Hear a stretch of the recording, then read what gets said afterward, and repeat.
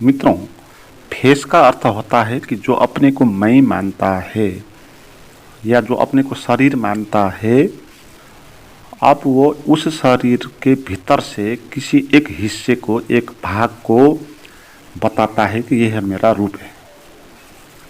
क्योंकि जो अपने को मैं कहेगा उसको अपना फेस भी दिखाना होगा, है ना। रूप नहीं है तो वस्तु भी नहीं होता है, आकार भी नहीं होता है।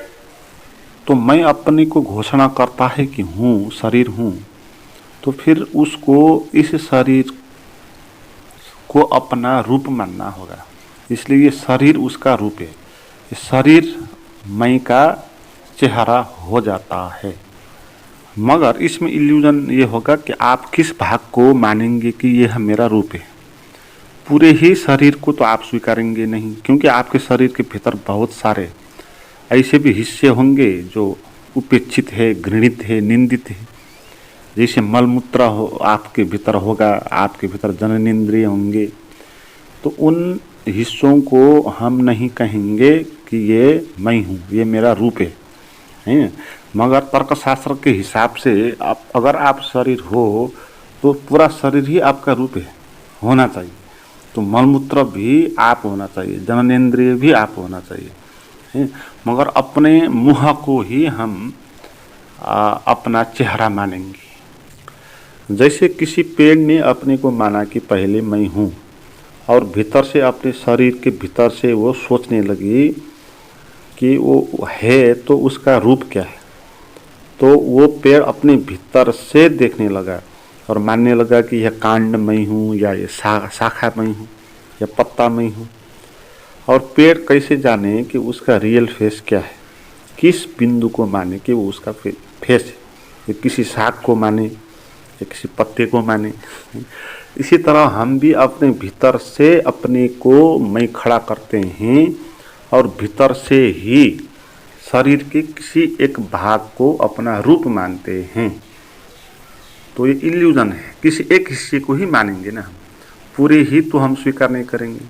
इसलिए जो अपना मुँह को अपना रूप मानता है उसी को मैं कहता है, उसी के ध्यान में बैठता है कि मैं यानी मेरा मुँह के भीतर से या मुँह को केंद्र में रख के जो भी अनुभव होता है वही मैं हूँ। तो इस भाव में वो जिएगा।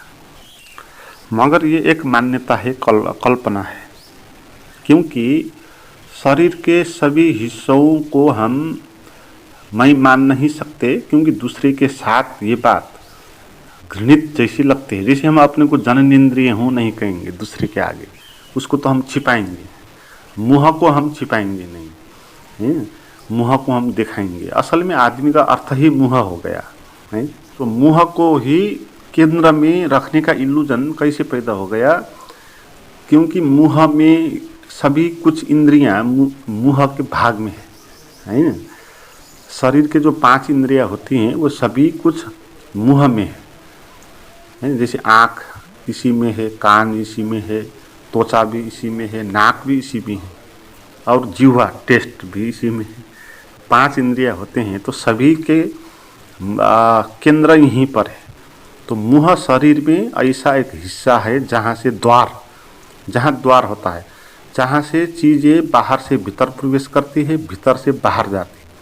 जैसे हम किसी से बात करते हैं तो उनको हम सुनते हैं तो उनकी बात बाहर से हमारे भीतर आती है, हम बोलते हैं तो हमारी बात उनके भीतर जाती है। तो लेन देन का सारा कार्य है जो है रिसेप्शन है।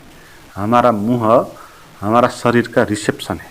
इसी कारण हम मुँह को ज़्यादा ध्यान देने लगे कि ये मैं हूँ मानने लगे। जैसे एक वीडियो कैमरा है, और वीडियो कैमरा के जो लेंस होगा वो लेंस से उसका बाहर से लेना देना होगा, है ना। वो कैमरा बाहर का चित्र तस्वीर खींचेगी तो लेंस से ही वो द्वार बनेगा, बाहर जाएगा। मगर वो वीडियो कैमरा केवल लेंस ही नहीं है, उसके भीतर बहुत महत्वपूर्ण चीज़ें हैं। इंजन उसके भीतर ही होगा, बैटरी उसके भीतर ही होगा, वो दिखाई नहीं पड़ेगा, है। लेंस आपको दिखाई पड़ेगा। तो इसलिए वीडियो कैमरा में भी ये इल्यूजन हो जाएगा कि वो लेंस ही वो है। तो ऐसे ही हम अपने शरीर को मानते हैं तो आप मानते हैं हम ये लेंस जो द्वार है इसी को मानते हैं मैं। इसलिए एक मान्यता है अपने को मानना कि मैं ये मुँह हूँ, ये चेहरा मैं हूँ। ये इल्यूजन ऐसे पैदा हो गया क्योंकि दर्पण भी है, दर्पण में हम देखते हैं इसको और दूसरा भी इसी को देख के हमको पहचानता है। मगर अगर आदमी के पास दर्पण नहीं हो तो वो अपने को कभी भी नहीं पहचानेगा। अद्भुत बात है ना। जिसको हम अपना रियल फेस कहते हैं उस फेस को हम ही नहीं पहचानते। तो ये बिल्कुल ही मान्यता की बात है ना। वो तो दर्पण है, दर्पण में हम देख लेते हैं, कैमरा है अभी तो कैमरा में उसको कैद कर लेते हैं और देखते हैं तो पहचान लेते हैं। ये ऐसे ही पहचान लेते हैं जैसे हम दूसरे आदमी को पहचान लेते हैं। दूसरे आदमी का फेस हमने देख लिया तो हम पहचानेंगे ये वो आदमी है। तो ऐसे ही हम अपना फेस देखेंगे तो पहचानेंगे कि ये मैं हूँ। तो ये भी दूसरे को ही पहचानने जैसा हो गया है। मगर आपके पास अगर दर्पण नहीं हो, कैमरा भी नहीं हो, तो आपका रियल फेस क्या है आपको भी पता नहीं होगा। अगर कोई आदमी आपको आपका ही फोटा, आपका ही पिक्चर दिखा दे तो भी आप पहचानेंगे नहीं, वो आप कहेंगे कि ये कौन है। ऐसे ही किसी आदमी को अगर दूसरा आदमी कभी दिखाई नहीं दिया है, जिसने कभी आदमी ही देखा नहीं, तो वो कभी भी नहीं मानेगा कि वो फेस है, वो मुहार वो है। क्योंकि दूसरे के कारण ही अपने को फेस मानता, ताकि सभी लोग दूसरे अपने को फेस ही मानते हैं। तो अपने को मुँह के भाव को मानना, उस रूप को मानना एक हिप्नोसिस जैसा है।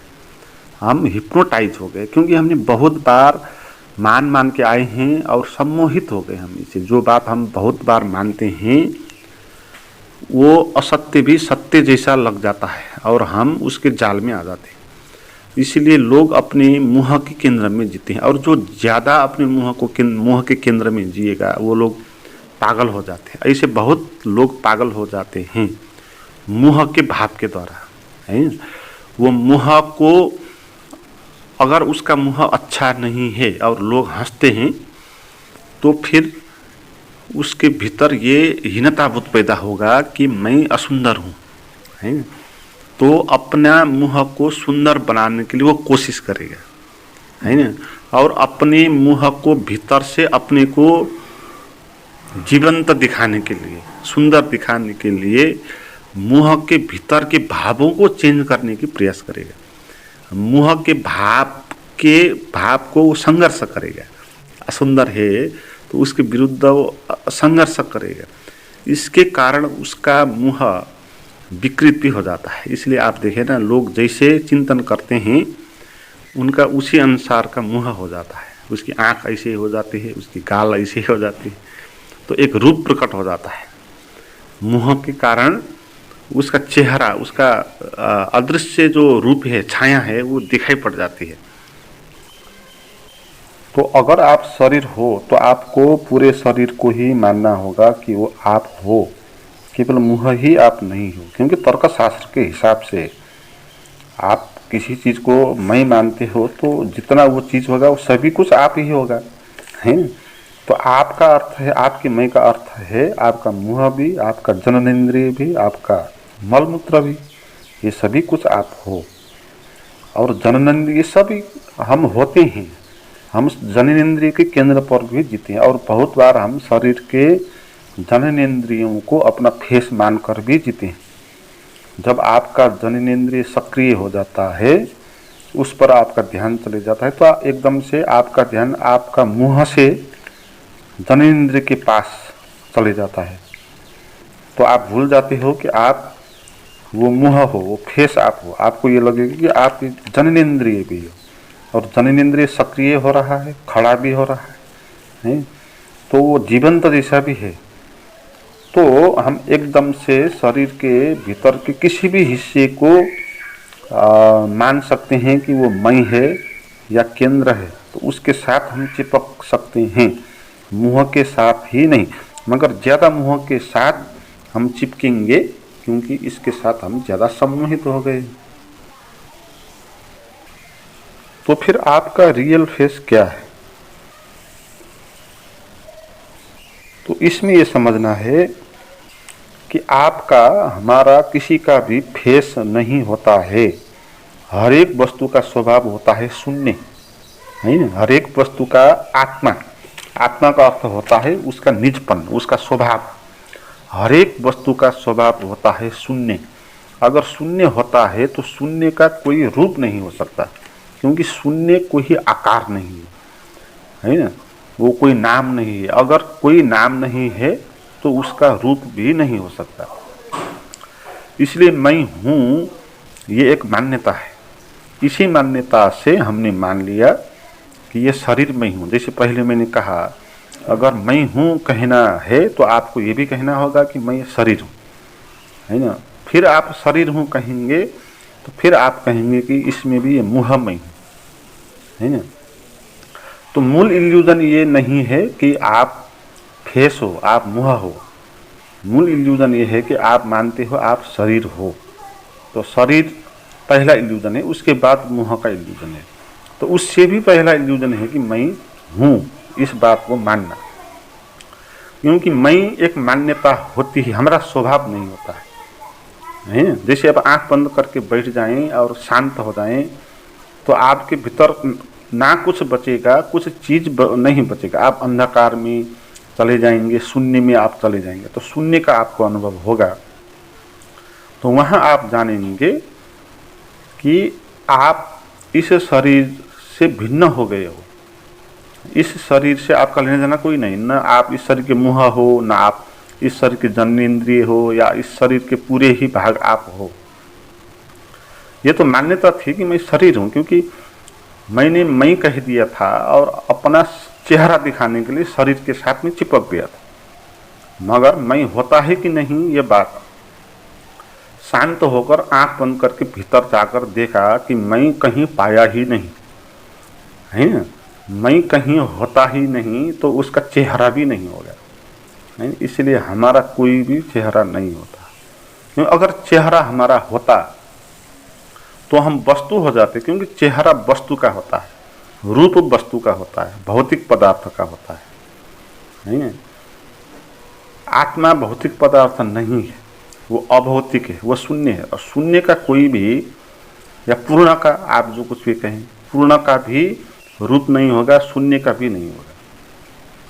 क्योंकि कोई एक रूप मुँह हो जाएगा सत्य का भी तो फिर वो सीमित हो जाएगा, फिर वो उससे ज़्यादा बचेगा नहीं, है ना। जैसे भगवान कहते हैं कि कोई एक आदमी जैसा चेहरा वाला है, तो इसका अर्थ क्या हुआ कि भगवान अब सीमित हो गया। अब भगवान उसके सिवा और कहीं नहीं है। वो एक आदमी भगवान है, मगर उसके भिन्न, उससे भिन्न इस संसार में जो भी है और चीज़, तो वहाँ कहीं पर भगवान नहीं है। तो ऐसा हो जाएगा। इसलिए भगवान या परमात्मा कोई एक फेस हो नहीं सकता, होगा तो वो क्षुद्र हो जाएगा। तो मित्रों, हमारा स्वभाव फेसलेस है हमारा, मगर इल्यूजन ये है कि हम अपने शरीर को, अपने मुँह को मानते हैं कि मैं। तो इस इल्यूजन के कारण हम मनोवैज्ञानिक तरीके से भी पीड़ित हो जाते हैं। तो आपको ध्यान के द्वारा अपने भीतर जाकर अपने को जानना है कि मैं कुछ नहीं हूँ, तो ही आपका रियल फेस मिट सकता है, आपका फेस मिट सकता है। तो इसके लिए आप मेरे पास जो प्राइवेट गाइडेड मेडिटेशन है उनको करना चाहते हैं तो मुझे चैट कर सकते हैं। उसका नंबर और लिंक डिस्क्रिप्शन में दिया हुआ है।